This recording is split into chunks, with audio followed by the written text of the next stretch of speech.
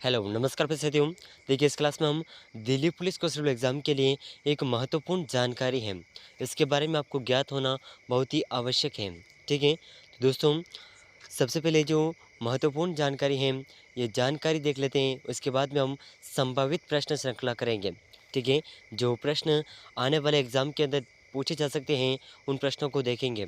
ठीक है? अब तक इस चैनल पर जो भी क्लासेस करवाई हैं, उनमें से बहुत से प्रश्न देखने को मिले हैं। और दोस्तों, अब तक जो दिल्ली पुलिस कांस्टेबल एग्ज़ाम के जो पेपर हो चुके हैं, यानी कि अब तक 16 शिफ्ट हो चुके हैं, और इन 16 शिफ्ट में से जो क्वेश्चन पूछे गए हैं, ये किस आधार पर पूछे गए हैं, कौन से टॉपिक से पूछे गए हैं, तो इसके बारे में देख लीजिए। ठीक है? तो देखिए, सबसे पहले जो सबसे ज़्यादा क्वेश्चन हैं, ये आपके अनुच्छेद से पूछे गए हैं। ठीक है? अनुच्छेद से लगभग 7 से 8 क्वेश्चन हर शिफ्ट के अंदर पूछे जा रहे हैं। ठीक है? तो अब तक जितने भी शिफ्ट हुए, उसमें अनुच्छेद से संबंधित ज़्यादा प्रश्न पूछे गए हैं। ठीक है? और इसके बाद में योजनाओं से संबंधित क्वेश्चन पूछे गए हैं, और योजनाओं के अलावा जो है नृत्य से क्वेश्चन बहुत से पूछे जा रहे हैं। ठीक है? नृत्य से, और वाद्य यंत्र और कलाकार से क्वेश्चन भी आज का जो 21 नवंबर का जो सेकंड शिफ्ट था, उसमें भी प्रश्न पूछे गए थे। और अब तक जितने भी पेपर हो चुके हैं, उसमें भी वाद्य यंत्र और कलाकार से संबंधित प्रश्न पूछे जा रहे हैं, और इकोनॉमिक्स के 3 से 4 प्रश्न पूछे जा रहे हैं। ठीक है? और इसके अलावा जो प्राचीन इतिहास है, वहाँ से भी आपके क्वेश्चन देखने को मिल रहे हैं। तो दोस्तों, इन ये जो कुछ सवाल हैं, ठीक है, इनके आधार पर जो अब तक के पेपर हो चुके हैं दिल्ली पुलिस कांस्टेबल एग्ज़ाम के, उसमें इन्हीं टॉपिक्स के आधार पर बहुत से अधिक प्रश्न इन्हीं टॉपिक्स से पूछे जा रहे हैं। ठीक है? तो आप विशेष रूप से इन टॉपिक्स के ऊपर ज़्यादा ध्यान केंद्रित करिएगा। ठीक है? इन प्रश्नों को आप विशेष रूप से ज़्यादा देखिएगा। आने वाले एग्ज़ाम के लिए आपको इन टॉपिक्स से बहुत से प्रश्न देखने को मिल जाएंगे। ठीक है? तो दोस्तों, अब हम दिल्ली पुलिस कांस्टेबल एग्ज़ाम के लिए जो संभावित प्रश्न श्रृंखला है, यानी कि आने वाले एग्ज़ाम के लिए जो प्रश्न आ सकते हैं, उन प्रश्नों को देखते हैं। ठीक है? तो सभी प्रश्न बहुत ही महत्वपूर्ण रहने वाले हैं, तो एक भी प्रश्न मिस मत करिएगा। ठीक है? तो देखिए, क्वेश्चन इस प्रकार हैं। तो देखिए, बहुत ही महत्वपूर्ण प्रश्न है। ठीक है? मणिपुरी नृत्य मुख्य रूप से किस हिंदू देवता की जीवन गाथा को दर्शाता है? ठीक है? ये प्रश्न आपके आने वाले एग्ज़ाम में पूछा जा सकता है, तो इसे आप ज़रूर याद रखिएगा। ठीक है? मणिपुरी नृत्य मुख्य रूप से किस हिंदू देवता की जीवन गाथा को दर्शाता है? तो ये हिंदू देवता हैं कृष्ण, श्री कृष्ण के जीवन गाथा को दर्शाता है। ठीक है? तो देखिए, अगला प्रश्न है, काकरापारा परमाणु ऊर्जा परियोजना किस राज्य में स्थित है? ठीक है? ये योजनाओं से संबंधित प्रश्न है, तो इन्हें आप ज़रूर याद रखिएगा। देखिए, काकरापारा परमाणु ऊर्जा परियोजना किस राज्य में स्थित है? तो दोस्तों, यह जो परियोजना है, यह परियोजना गुजरात राज्य में स्थित है। ठीक है? तो इस प्रश्न का जो गुजरात वाला ऑप्शन होगा, वो आपका बिल्कुल सही आंसर हो जाएगा। ठीक है? तो सभी प्रश्न बहुत ही महत्वपूर्ण हैं, तो इन्हें आप ज़रूर याद रखिएगा। ठीक है? तो देखिए, नेक्स्ट क्वेश्चन है, इंडियन कॉपर कॉरपोरेशन लिमिटेड की स्थापना ब्रिटिश कंपनी द्वारा 1930 में भारत के किस वर्तमान राज्य में की गई थी? ठीक है? तो ये वर्तमान राज्य था झारखंड राज्य। ठीक है? तो इसे आप ज़रूर याद रखिएगा। तो देखिए, अगला प्रश्न है, गोंगे और स्लंग किस संघ से संबंधित हैं? तो देखिए, घोंगे और स्लंग जो संघ से संबंधित हैं, ये संघ हैं मोलिस्का। ठीक है? तो इसे आप ज़रूर याद रखिएगा। और देखिए, अगला प्रश्न बहुत ही महत्वपूर्ण प्रश्न है। ठीक है?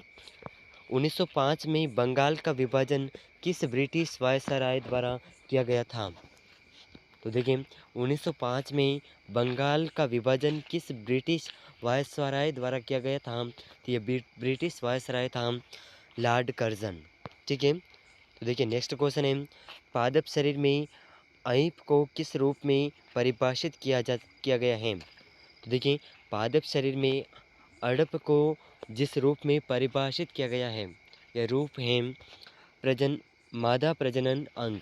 ठीक है? तो ये कुछ महत्वपूर्ण प्रश्न हैं, जो आपके बहुत ही महत्वपूर्ण हैं। ठीक है? आने वाले एग्ज़ाम के लिए। और देखिए, जो अब योजनाओं से संबंधित प्रश्न हैं, जो केंद्र सरकार की योजनाएं हैं, उन्हें आप ज़रूर याद रखिएगा, क्योंकि योजनाओं से बहुत से अधिक प्रश्न पूछे जा रहे हैं।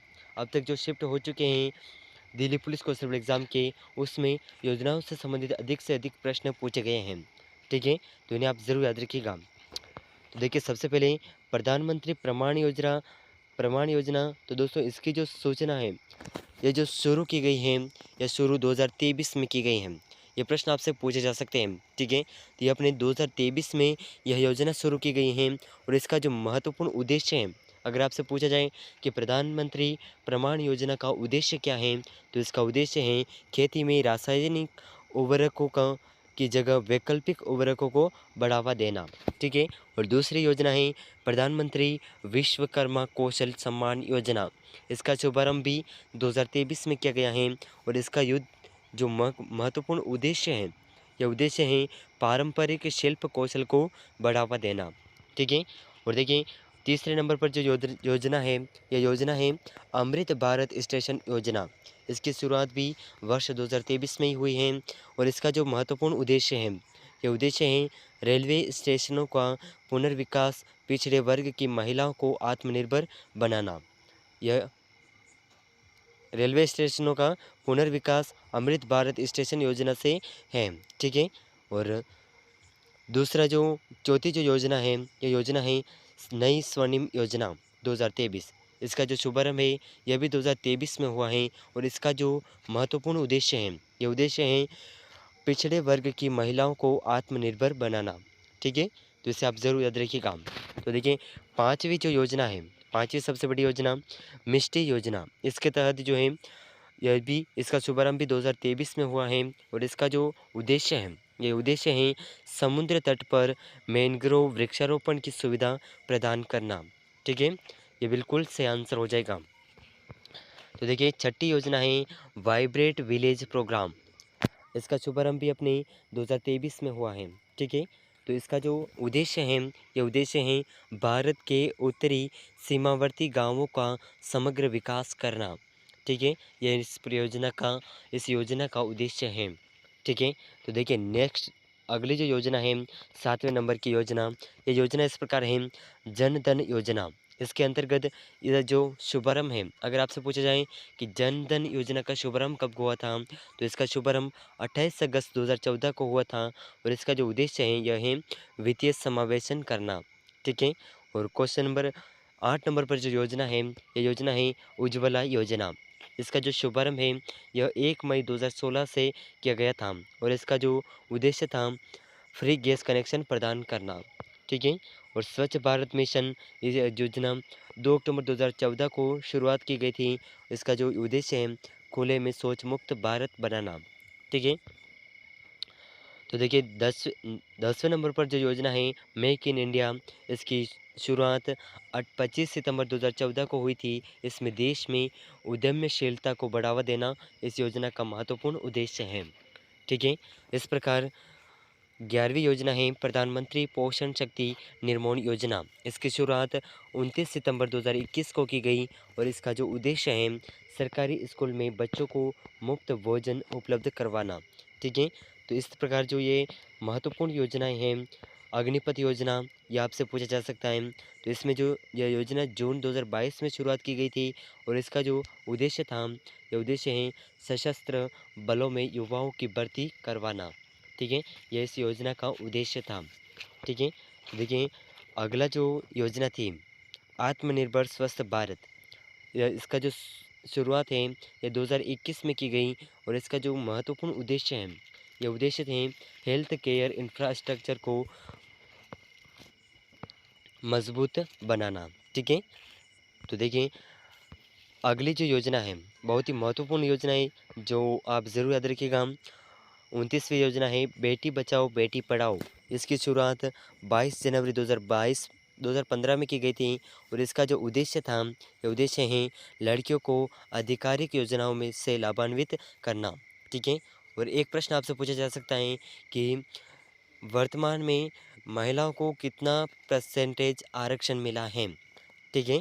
कितना प्रतिशत आरक्षण मिला है, तो महिलाओं को 33% आरक्षण मिला है, 33%, ठीक है। तो इसे आप ज़रूर याद रखिएगा। ये प्रश्न आपसे आने वाले एग्ज़ाम के लिए बहुत ही महत्वपूर्ण प्रश्न है, जिसे आपको पूछा जा सकता है, ठीक है। तो देखिए ये सभी योजनाएं हैं जिन्हें आप एक बार ज़रूर देख लीजिएगा। बहुत ही महत्वपूर्ण योजनाएँ हैं और आपको आने वाले एग्ज़ाम यानी कि दिल्ली पुलिस कांस्टेबल एग्ज़ाम के जिनके भी पेपर अभी बाकी हैं, उनके आने वाले दिनों के लिए ये प्रश्न बहुत ही महत्वपूर्ण साबित होंगे और इनमें से अधिकांश प्रश्न आपको देखने को मिल जाएँगे। ठीक है?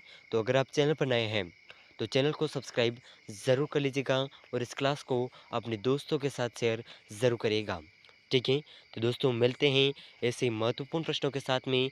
और अगर आपने आज 21 नवंबर का जो सेकंड शिफ्ट और फर्स्ट शिफ्ट दोनों का एग्ज़ाम दिया है और उस पेपर एनालिसिस क्लास को अभी तक जॉइन नहीं किया है, तो इस चैनल पर उस क्लासेस को करवा दी गई हैं, उसे आप ज़रूर जॉइन करिएगा। ठीक है? और अगर आपका एग्ज़ाम अभी बाकी हैं, एग्ज़ाम कुछ आने वाले दिनों में हैं, तो उसके लिए भी वो क्लासेस बहुत ही महत्वपूर्ण होगी। और अब तक जितने भी शिफ्ट में यानी कि 16 शिफ्ट हुए हैं और इन 16 शिफ्ट में जितने भी प्रश्न पूछे गए हैं, उन प्रश्नों को एक बार आप ज़रूर देखिएगा। उनमें से अधिकांश क्वेश्चन बार-बार रिपीट हो रहे हैं। ठीक है? और एक बार पुनः देख लीजिएगा प्रश्न कहाँ से रिपीट हो रहे हैं। ठीक है? तो वीडियो को पुनः शुरुआत करके उसमें देख लीजिएगा कि प्रश्न सबसे अधिक हमने पूर्व में बताया है कि अनुच्छेद से ज़्यादा क्वेश्चन पूछे जा रहे हैं। अनुच्छेद, योजना, नृत्य, वाद्य यंत्र और कलाकार और इस तरह के जो क्वेश्चन हैं, ये आपसे से अधिक प्रश्न पूछे जा रहे हैं, अब तक जो शिफ्ट हो चुके हैं उनके आधार पर। ठीक है? तो उन्हें उनको आप विशेष रूप से ध्यान दीजिएगा। ठीक है? तो अगर आप चैनल पर नए हैं, तो चैनल को सब्सक्राइब ज़रूर कर लीजिएगा और इस क्लास को अपने दोस्तों के साथ शेयर ज़रूर करिएगा। तो मिलते हैं अगले महत्वपूर्ण प्रश्नों के साथ में, तब तक के लिए जय हिंद, जय भारत।